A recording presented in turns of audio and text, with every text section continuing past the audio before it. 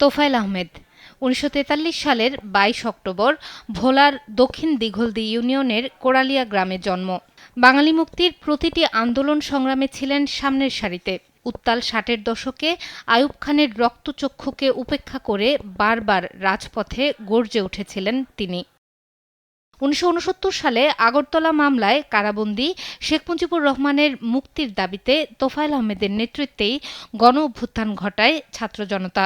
পতন হয় আইয়ুব খানের। ২৪শে জানুয়ারি ২টা পর্যন্ত হরতাল। সেই হরতালের মধ্যে মতিউর, মকবুল, রুস্তমকে হত্যা করার মধ্য দিয়ে বাংলার মানুষ ঐক্যবদ্ধ হয়ে গেল এবং ঢাকা মহানগরের মানুষ রাজপথে নেমে এসে গণ-অভ্যুত্থান সৃষ্টি করলো। আগরতলা মামলার প্রধান বিচারপতির ঘরে আগুন জ্বালিয়ে দিল এবং সেদিন গণ-অভ্যুত্থান হলো এবং আইয়ুব খান ঘোষণা করলো তিনি আর পাকিস্তানের রাষ্ট্রপতি পদে থাকবেন না। মুক্তি পায় শেখ মুজিব।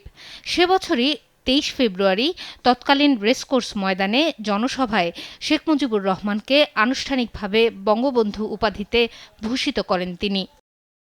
৭৫-এর ১৫ই আগস্ট বঙ্গবন্ধুকে সপরিবারে হত্যার পর যে কয়েকজন নেতার সাংগঠনিক দক্ষতায় ঘুরে দাঁড়ায় আওয়ামী লীগ, তার অন্যতম তোফায়েল আহমেদ। এরপর থেকে সামরিক শাসকের বিরুদ্ধে আন্দোলন, গণতন্ত্র প্রতিষ্ঠার সংগ্রাম আর যুদ্ধাপরাধের বিরুদ্ধে আন্দোলনের বারুদ পৌঁছে দিয়েছিলেন মানুষের ঘরে ঘরে। ৬০-এর দশকে ছিলেন ছাত্রলীগের সভাপতি, ডাকসুর ভিপি। ৭৫ পরবর্তী বিপর্যয়ে সামলেছেন আওয়ামী লীগের সাংগঠনিক সম্পাদকের দায়িত্ব। ৭০-এর নির্বাচন দিয়ে শুরু। জনগণের এ নেতাকে কখনোই খালি হাতে ফিরতে হয়নি। নিজ জেলা ভোলা থেকে ১৯৭৩ থেকে ২০২৪ ৯ বার জাতীয় সংসদ সদস্য নির্বাচিত হয়েছেন তোফায়েল আহমেদ। ছিলেন বঙ্গবন্ধুর রাজনৈতিক সচিব। শেখ হাসিনার ২ দফায় ছিলেন বাণিজ্যমন্ত্রী।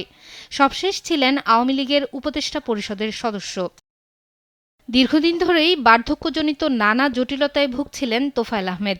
গত বছরের সেপ্টেম্বরে নিউমোনিয়াজনিত শ্বাসকষ্ট, হৃদরোগে আক্রান্ত হয়ে হাসপাতালে ভর্তি হন তিনি। ৮ মাস ৮ দিন ধরে চিকিৎসাধীন অবস্থায় ৮৩ বছর বয়সে মারা যান তোফায়েল আহমেদ। কিছুদিন আগে স্ত্রীকে হারিয়েছেন, রেখে গেছেন একমাত্র মেয়ে তাসলিমা আহমেদকে। এদেশের ইতিহাসের বাঁকে জড়িয়ে তোফায়েল আহমেদ। তিনি চলে গেছেন, রেখে গেছেন বর্ণাঢ্য রাজনৈতিক জীবন। তার মৃত্যুতে রাজনৈতিক অঙ্গনে নেমে এসেছে শোকের ছায়া। শাহিনুর সরকার, দেশ টিভি।